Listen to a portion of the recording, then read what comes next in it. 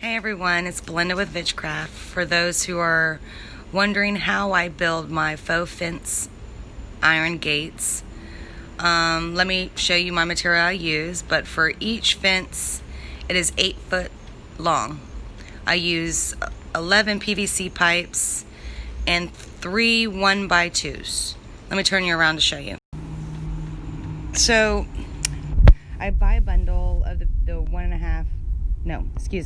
I buy a bundle of the 1/2 inch PVC pipes. I cut those in half to where I'm going to use, after being cut, 11 of those. So they're 10 foot. I cut them in half at 5 foot. So I get 20 out of those because a bundle comes with 10. But in this project, I'm only going to use 11 of the halves. Then this is a 1x2. I'm going to use 3.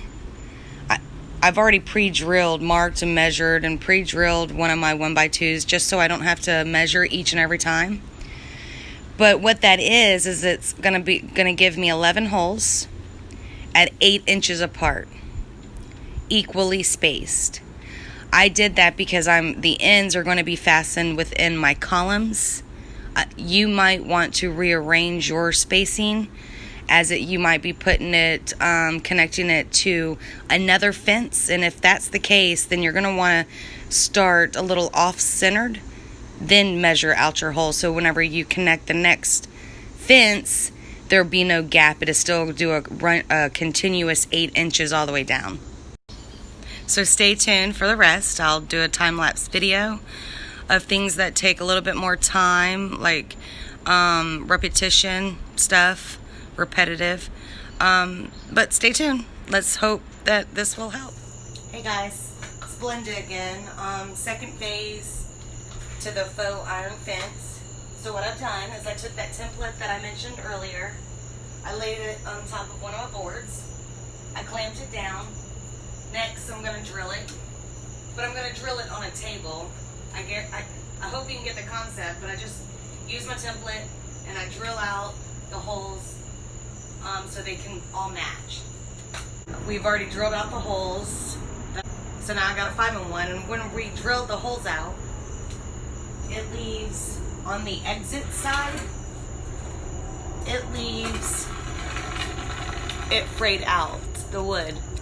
You can see it, and when you paint it or put the PVC pipe in, it doesn't want to go in smooth. So what I do is I take a 5-in-1, which this is bought at Lowe's in the paint department, and I just take it and I scrape that wood off and then pull whatever is left that I couldn't get with the 5-in-1. This helps so whenever I'm painting it, it lays on smooth. Like, hit it with the paintbrush just to get the paint in all of those splinters. So I just go ahead and just remove it, clean it up a little bit on all of them. Once I'm done with that, I move on to the PVC pipe, which got a PVC cutter here. I use this cut from a 10 foot. I'm going to cut the 10 foot in half to where it should be 5 foot. I just want to go ahead and validate just to make sure, because I always like to double check.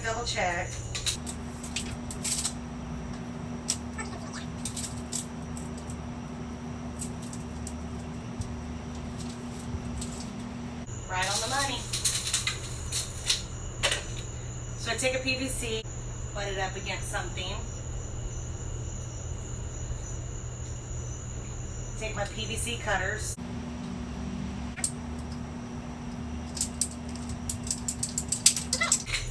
So now I have my PVC pipes ready to go. Stay tuned, another phase here. So I've already went ahead and put the cut PVC pipe that I did, which again, 5 foot, on my 8 foot 1x2. I've got 11 holes in it. Went ahead and put 10 of them in because I wanted to show you the last one. I've already sanded all mine. So what you would do is, before you put it in, sand it with that. Can you see it's 120? I take one of those and I cut it in half or rip it in half. And then I'm just gonna sand it like this all over. Goal is to, when you fill PVC pipe, it's got kind of like a slick fill because it's smooth. So I want to rough it up so whenever I paint it, the paint will stick to it. So when you, after sanding, how you know it's good is it's not going to feel slick, it's going to feel gritty, and you won't feel any kind of like shine gloss. That's your goal. So now let me show you how to put it in.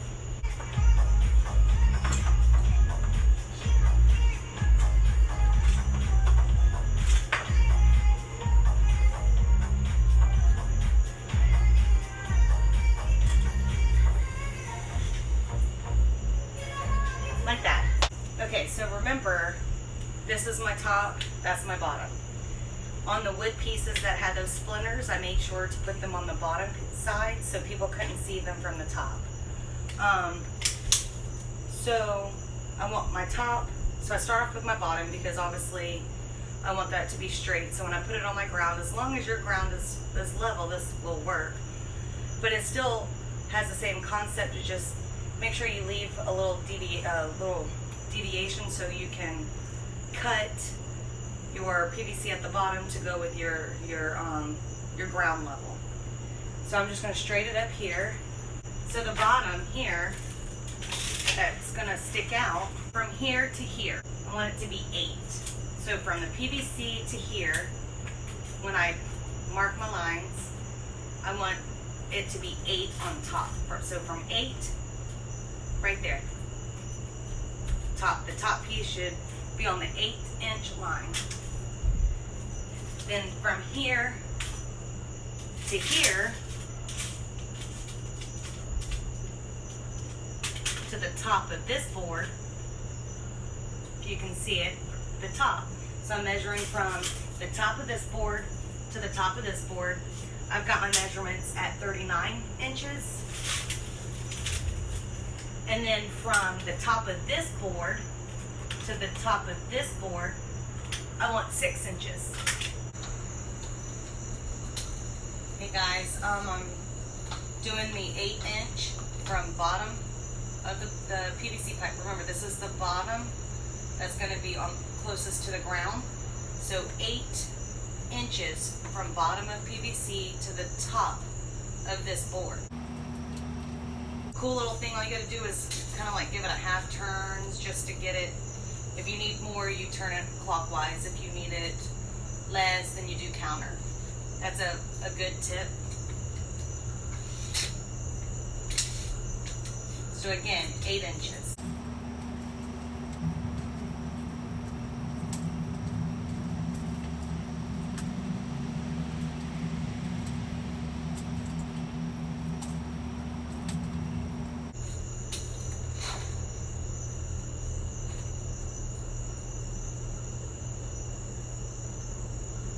Now what I'm doing is I'm taking the screws. They're 1/8 drywall raw screws. That was hard to say.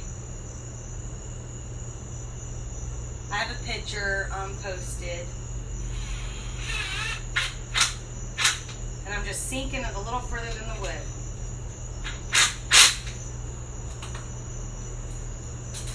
So now I'm gonna do this all the way down.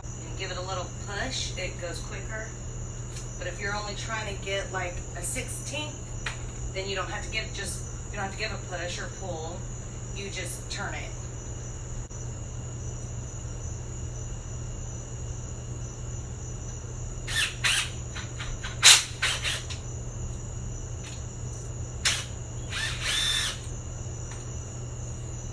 Okay, so I'll come back doing this section. Kind of wanted to give you an idea.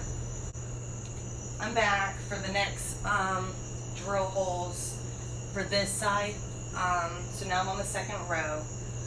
Just watch, and I'll show you what I do from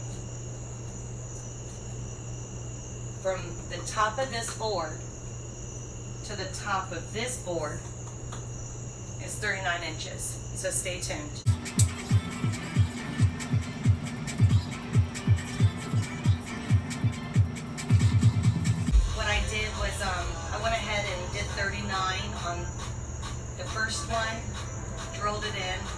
my screws, the middle one, and the last one, so it should go seamlessly.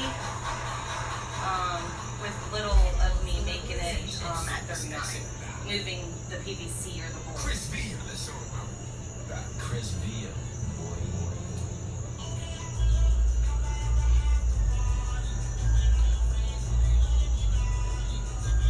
The last one, let me show you.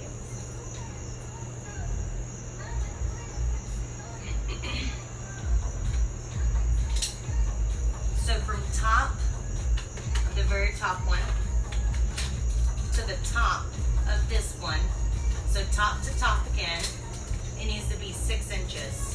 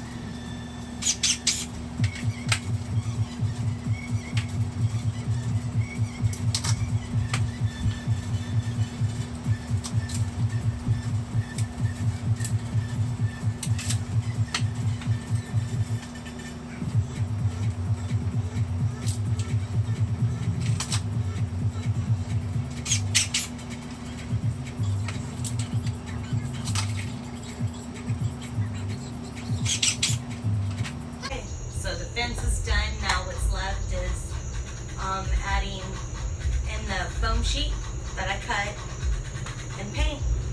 Stay tuned for that.